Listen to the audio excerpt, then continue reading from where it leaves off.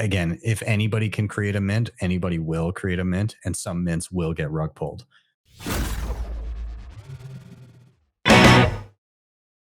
I got a question. Because Ben, I think we've talked a little bit about the Fedimints aspect. Although you've told me a little bit about it, but I kind of have like a general like overview of what it is. But for anyone in the crowd, because I think it's relatively new, right? Could you give like a kind of just like a general explanation of what Fedimints is, what like who's it useful for, what its current state is, etc., etc. Yeah, yeah.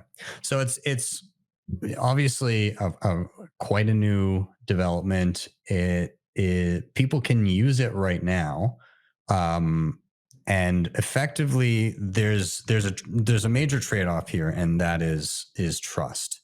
And you're trading off trust for um, speed, zero fees, and near perfect privacy. And so the degree to which you trade off trust is dependent on you. And what I mean is basically it's a similar model to something like Liquid. So Liquid, there's a big multi-sig. There's 15 key holders distributed around the globe. 11 of them are required to sign any transaction, and basically every time Bitcoin is deposited into this multi-sig, liquid Bitcoin is created, and for every single liquid Bitcoin, there is a Bitcoin sitting in this multi-sig.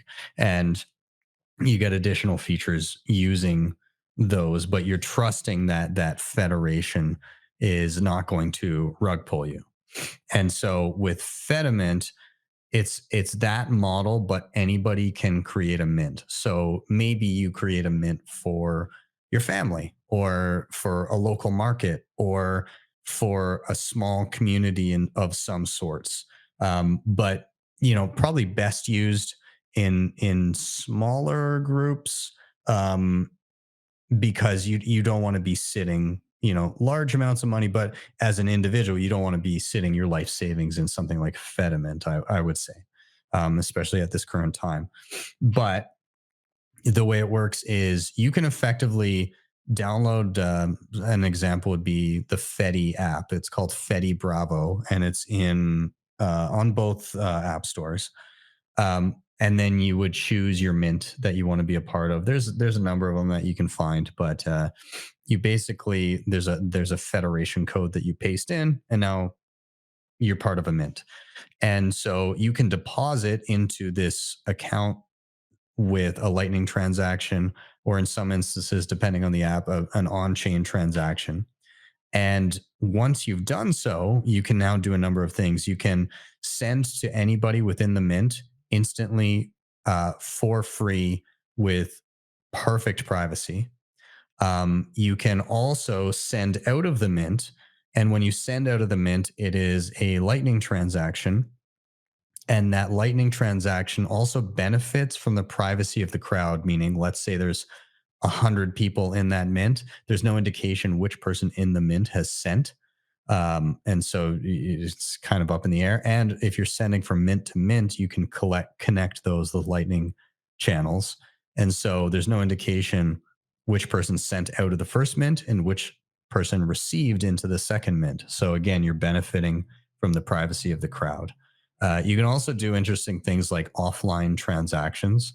Like I can open up the Fedi app and I can scan a QR code. Even if I have no internet connection, I can scan a QR code that is the it's called eCash, but it's an eCash system based on sats, and I can claim those into my wallet. And then the next time I'm online, um, then I'm able to like ensure that balance is mine and everything. But you can claim the transaction without having to be online. So there's lots of kind of cool parts of it. Again, trade offs with trust, but for small amounts, I'm okay with that. It's also how Mutiny Wallet is navigating Lightning, so that newcomers that want to dive in to Lightning They don't want to necessarily use a single point of failure like Wallet of Satoshi or other custodial Lightning wallets where it's just one entity holding the keys to the kingdom. And maybe they want to distribute that a bit. um, Mutiny Wallet has a Fedimint by default in the background. It actually shows you lists of different mints, um, and you can vet them. Like people can vouch for certain mints and kind of throw their reputation behind them. And so you select the mint you want to be a part of, and then right away you can receive Lightning transactions without dealing with any channels or anything like that. They're all sitting in that Fedimint, but there's a button where if you build enough of a balance and you're like, I'm uncomfortable with this on in Fediment, you can swap to your own Lightning channel once you have enough of a balance. So it just kind of automates that with a single click. So, anyways, there's lots of cool ways to play around with it. I would say if you're going to play around with it, try out Mutiny Wallet first. That's probably the easiest inroads, and it just acts like a regular Lightning wallet. Yeah, that super appreciate that, Ben. Like, what would you? So, I think you touched upon this a little bit, but like, what would you say? Like, what is like the primary use case of this? Like, is another? Is it like an alternative to Lightning? Like, I remember I was freaking out when I called you, and I was like, like all those that was my daily driver. And then I went kind of down the rabbit hole and I found Get Albi, and then I was just like, okay, this is awesome. The Phoenix wallet was dope for a little bit, but you told me you had to like load it up with a bunch of money if you didn't want to get wrecked on fees.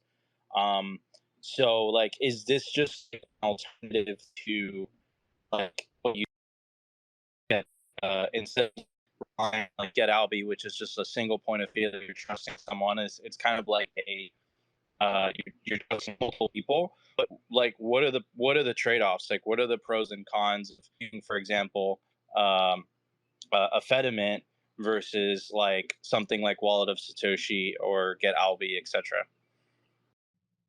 I think it's better. I think it's better than the model of Wallet of Satoshi or Albi because again, those are single entities, and it's going to take some time because again, if anybody can create a mint, anybody will create a mint, and some mints will get rug pulled.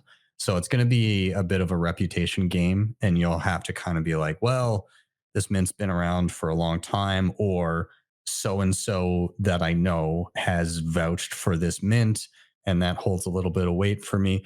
The to not get shut down, a lot of these mints are going to have to be, the key holders are going to have to be obfuscated, right?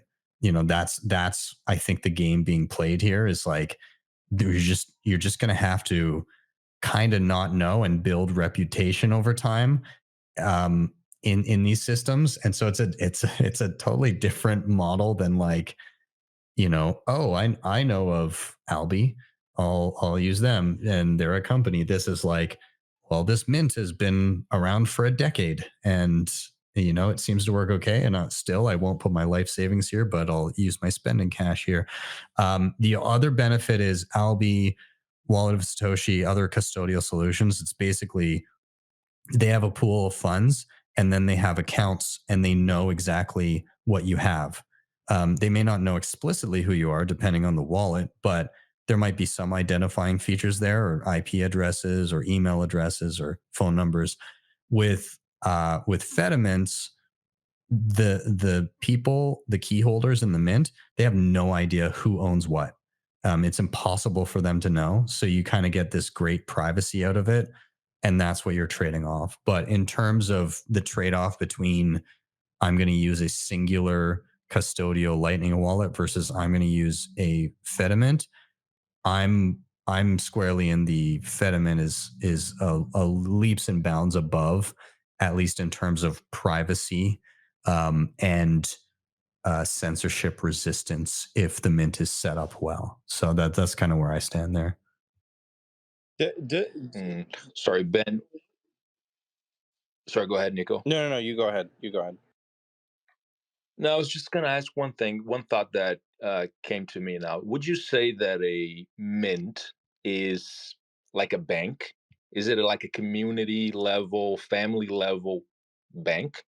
Yes, 100%. It's somebody is holding, or a group of people are holding a bunch of funds. Like, no, make no mistake, it is effectively custody. So the choice here is like, do I trust one entity to custody like my $100 of spending cash, or do I trust like a multi-sig setup? And what am I most worried about? Am I worried about the government shutting down my Lightning wallet? Well, if you're in the US, fuck yeah, because they basically have.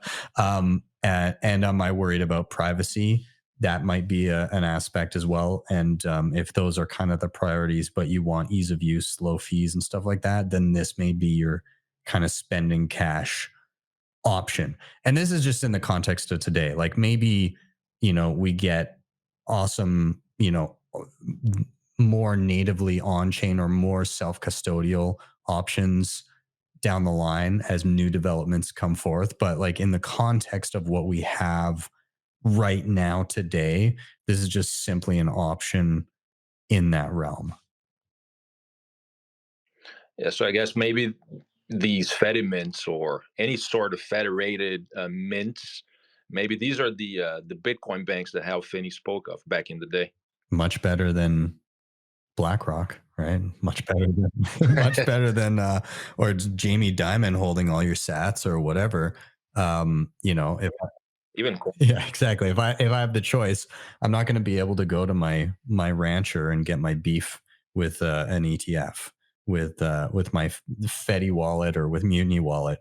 I literally can, and next time I will be paying my local rancher via that to get my beef.